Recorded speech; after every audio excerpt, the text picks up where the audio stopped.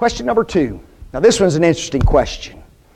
And see, I get all kinds of questions and I have to make decisions about what I'm going to teach on or preach on. And here's the questions. Some Christians deal with depression and anxiety. None in here. I thought a few of you would giggle. Now notice that next question. Is it something their loved ones did? I like the next question though. How can we what? Support them. This morning, Carlos was talking about this health fair that we want to have, and that he wants to have a very important part of that involving mental health. And folks, we do need to understand it better, don't we? There's several causes of what we refer to as mental disorders, mental illnesses, and we need to understand what those causes are. Now, I'm going to be brief, or at least I'm going to try to be, and not get into a lot of depth because guess what? Vic ain't that in depth. But we'll try to give some answers. There's 3 main causes of mental disorders. One of them is what we call situational disorders. Folks, you and I can get put under certain situations, certain things in our lives come upon us, and all of a sudden we feel the pressure and we feel the stress. And as we go through that, maybe it's for a brief period of time, but it's a lot of pressure. Maybe it's a lot of pressure for a long period of time. And all of a sudden, our bodies begin to react to that because of the situation that we're in. Situational disorders. But there's also what we refer to as genetic disorders. These are disorders that are passed along through the genes of man. We inherit some of the propensities to these disorders. One of those would be bipolar disorder. Sometimes it is referred to as manic depression. My father was a manic depressive. And one of the fears that we had is that one of his children, or sometimes it skips a generation and is passed on to a grandchild, and all of a sudden they have the disorder. You see, it's in the genes and it's inherited and passed along on some occasions. Some disorders we refer to as chemical disorders. Now, the reality is, and I want you to understand this, the reality is that all sicknesses are chemical disorders. Did you know that? Especially mental illness. Every one of them have something to do with chemicals. Now, you might be saying, what in the world are you talking about, preacher? Chemical disorder? Let's talk about it for a minute. Folks, we have a system within us that's referred to as the central nervous system. Attached to that is also the peripheral nervous system. In other words, we have a bunch of nerves in our body. If you don't believe that, peach the person next to you. No, don't do that. You see, our body is filled with nerves. Now guys, every one of those nerves is composed of thousands and thousands and thousands of what we call nerve cells. And that is one on the picture, a nerve cell. Now here's something that's interesting. Those cells are lined up in a line, one after the other. But guess what? No 2 cells touch one another. Isn't that interesting? If you look at that cell right here, you'll see these little tentacles, right? The tentacles of that cell will just barely come to the edge of the next cell right over here. But there'll be a small gap in between those little tentacles. And folks, that little gap is referred to as the synaptic gap. The synaptic gap. Now when somebody speaks to us, when something happens to us, when we see something, when we hear something, guess what happens? Our body reacts to that through the central nervous system, doesn't it? And what's amazing to me about it, it happens just like that, doesn't it? I mean, it is so fast, it is amazing. But what happens is, every one of our nerves in our body begin to fire. And those little tentacles that we just mentioned right here produce right in the middle of that synaptic gap what are referred to as neurotransmitters. Guess what those are, folks? Chemicals.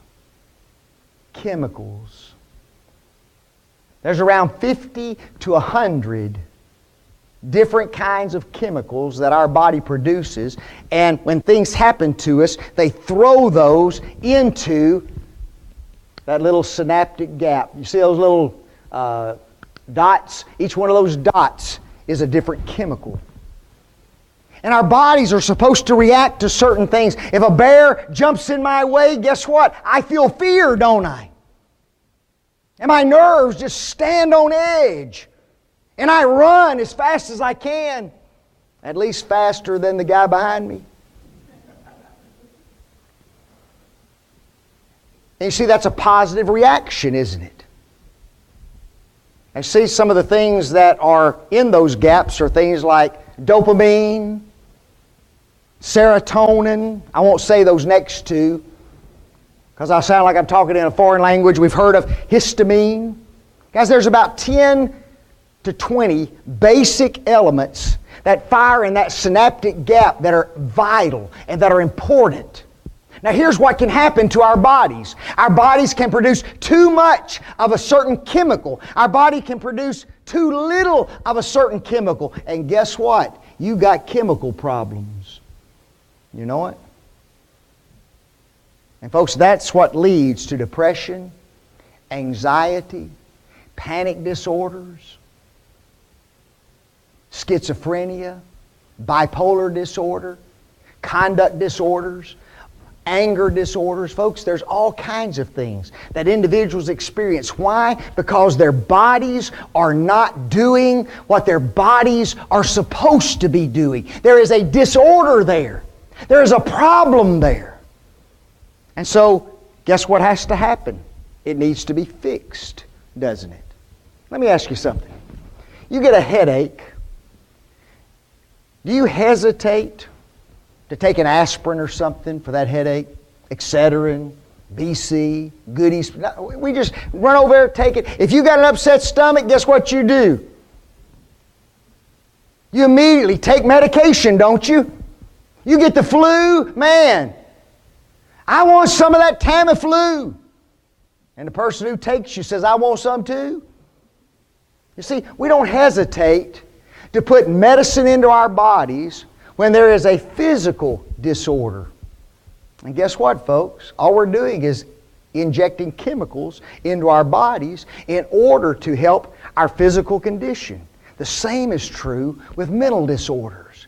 There's a sickness that is there. There's a problem that is there. And guess what? We have to do something in order to help the individual. What do? Well, there are some treatments, aren't they? If it's a situational disorder, get the person out of the situation or change the situation. You know that? Sometimes there's a lot of difficulties in homes with children. Take that child out of the home for a moment, place him into a facility, deal with some of the problems that he's dealing with, put him back into the home, and guess what? Everybody's fine. All the depression, anxiety, stress, all that goes away. Everybody's fine. Now, during the course of that, some individuals have to take some short-term medication. Anti-anxiety medicine, anti-depression medicine, whatever it might be, in order to get through that particular period of time. There are some individuals who really struggle with test anxiety. The minute they know, I have to take a test, their body goes crazy. Give them half a Xanax, and guess what? They calm down, go take their test, everything's wonderful. You see, temporary medication, short-term medication, only have to take it right before a test because it's the situation that's causing the problem. Now there's other that need long-term medication. I may mention that my father was a manic depressive, bipolar disorder. Folks, he was on lithium from the age of about 43 or 4 till the day he died. And if he had lived to be 100, he said, I will continue to take my lithium because that's what helps me. It makes me have a more equal day. It balances my equilibrium. And sometimes people have to take medications forever. It drives me crazy. When a person has a disorder, his body's not functioning correctly, he takes medicine for a week or two, he feels better in a month, and then all of a sudden he quits his medication. And in a couple of weeks, he's back bonkers again. Folks, you got to take the medication. It's just all there is to it. Now, there's some individuals who need therapy. Short-term therapy, maybe a month or two during a situation. Maybe long-term therapy. We're talking 6 months, 8 months, a year, 2 years. That you go to a counselor, you go to a psychologist, you go to a psychiatrist, and you're medicated during that time. Folks, there's some individuals who need therapy for life. Some of you have dealt with Alzheimer's patients. They start developing Alzheimer's around 60 or 70 years old, and they live to be 95 years old. And those last 8, 10 years are tough, aren't they? And guess what? You can't handle them in the home. There's just no way that you can take care of that individual. And so you have to make a decision to place that person in care, in therapy, so that someone who is experienced can take care of them. Folks, it's a mental problem. So what can the church do? I'm going to run through these real quickly. Number one, folks, we need to educate ourselves about mental illness. Go to one of our colleges, Christian colleges, buy you a book on abnormal psychology. It'll have about 400 or 500 pages in it. Read a page or two at night. Educate yourself about mental illness. Secondly, encourage repentance when there's sin. Folks, there's some individuals, there's no lies about this. They get themselves in a sinful condition, and it's that sin that causes the problem. Not every time, but sometimes. And if a person's in sin, we need to encourage repentance. Change your situation. Get out of the sin, and a lot of times your problems will go away. Now, not every mental disorder is connected to sin, so do not think that that's what I'm saying. I'm just saying if sin is involved, demand repentance. Thirdly, we've got to cease being so critical and judgmental of people who have mental disorders. I've gone through maybe 2 or 3 periods in my life of depression. Nothing bad, nothing major. I just felt like there was a weight on top of me. Getting up out of bed wasn't fun. Going through my daily affairs was not fun. No medication. It was all situational. But it was tough. And folks, some of us have no clue what it's like to face major anxiety, major depression, bipolar disorder. Hear voices talking to you, telling you things to do or not do, laughing at you. Folks, that's just hard for us to imagine. And we want to look at the person and say, oh, you got to be kidding me. You need to pick yourself up by the bootstraps. You need to start living right. You need to just ignore all that stuff and get back to living again. No, folks, it's not that easy. Judge not that ye be not judged. For with what measure ye judge, ye shall be judged. With what measure ye meet, it shall be measured to you again. You see, sometimes I have to be patient with individuals. I don't understand everything that goes on, but I've lived in a child care facility for 8 years. I've seen problems that individuals have had, and I cannot feel what they feel because I've never felt that, but I know it's real. I know it's real. And we have to understand that. And that's where we need understanding and support. Folks, don't mark them off.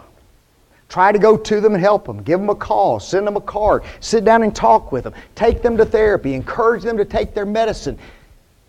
Exhort them to do the things that need to be done in order for their lives to be good again. And lastly, we can pray for them, can't we?